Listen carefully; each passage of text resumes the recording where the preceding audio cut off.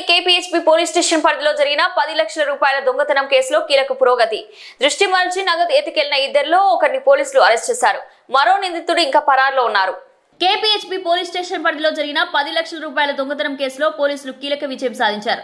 దృష్టి మరల్చే పద్ధతిలో డబ్బు ఎత్తుకెళ్లిన ఇద్దరిలో A1 నిందితుడు ముదావత్ శంకర్ ఆటో డ్రైవర్ ను పోలీసులు అరెస్ట్ చేశారు. అయితే A2 నిందితుడు అభినయ్ ఇంకా పరారీలో ఉండగా అతని కోసం ప్రత్యేక బృందాలు గాలిస్తున్నాయి.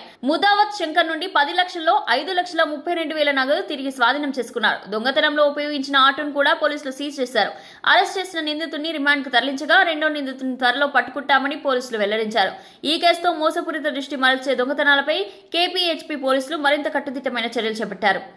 అంటే లేట్ నైట్ అన్నట్టు 7వ తారీఖు లేట్ నైట్ ఉత్తమ్ కుమార్ వర్మ అని చెప్పి వారి యొక్క 10 లక్షల రూపాయలు వారికి యాక్చువల్ వాళ్ళ ఫ్రెండ్ ఒకరు ప్లాట్ కొంటా అంటే డబ్బులు ఇవ్వడం జరిగింది. అయితే అదే రెస్టారెంట్లో కూర్చొని తాగిన తర్వాత ఆ డబ్బులు తీసుకుని పోయే క్రమంలో అతని వెహికల్ ఒకటి యాక్సిడెంట్ చేయడం జరుగుతుంది. అక్కడ ఇద్దరు ఆటో చేజ్ చేస్తున్న వ్యక్తులు ఇతనితో పాటే కూర్చొని చేజ్ చేస్తున్న వ్యక్తులు అతనికి హెల్ప్ చేసినట్టు నటించి అతని దగ్గర నుంచి వెళ్ళి బ్యాగ్ ఒక క్యాష్ ఉన్న బ్యాగ్ను తస్కరించడం జరుగుతుంది. అంటే థెఫ్ట్ చేయడం జరుగుతుంది అక్కడి నుంచి.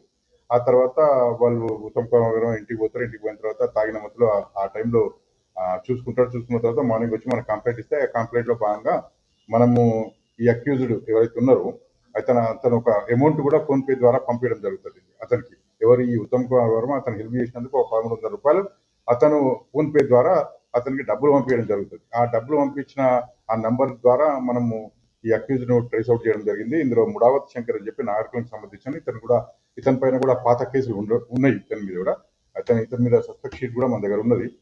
అల్వాల్ పోలీస్ స్టేషన్ లిమిట్స్ లో కానీ ఇంకే పోలీస్ స్టేషన్ లిమిట్స్ లో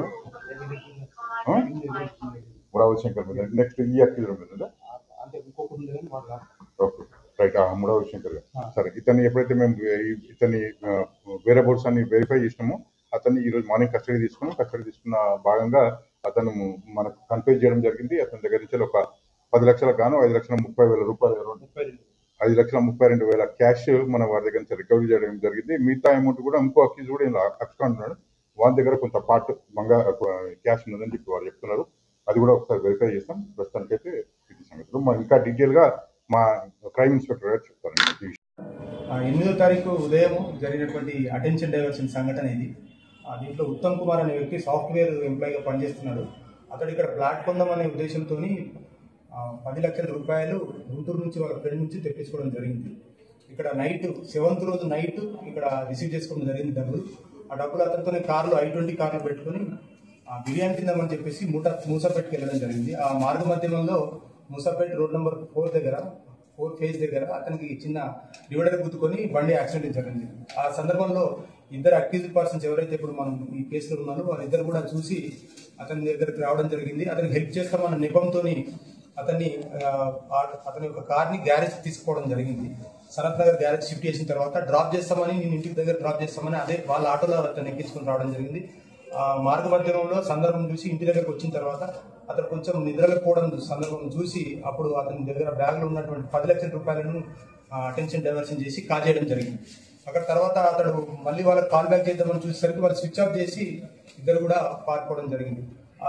నెక్స్ట్ డే అతను వచ్చి మనకు కంప్లైంట్ ఇవ్వడం జరిగింది. 8th రోజు అదే రోజు మనము కేసు కట్టి చేసాము. ఏదైతే క్లూ ఉందో ఆ ఫోన్ నెంబర్ మీద అతన్ని ట్రేస్ అవుట్ చేసి తీసుకురావడం జరిగింది. ఇప్పుడు మన దగ్గర ముడావత్ శంకర్ అనే వ్యక్తి ఎవరైతే ఆటో డ్రైవర్ ఉన్నారో అతన్ని మేము కస్టడీ తీసుకొని అతని కన్ఫెషన్ మీద ఈ రోజు అరెస్ట్ చేసి రిమాండ్ చేయడం జరిగింది. అతని దగ్గర నుంచి 5,32,000 రూపాయలు సీజ్ చేయడం జరిగింది.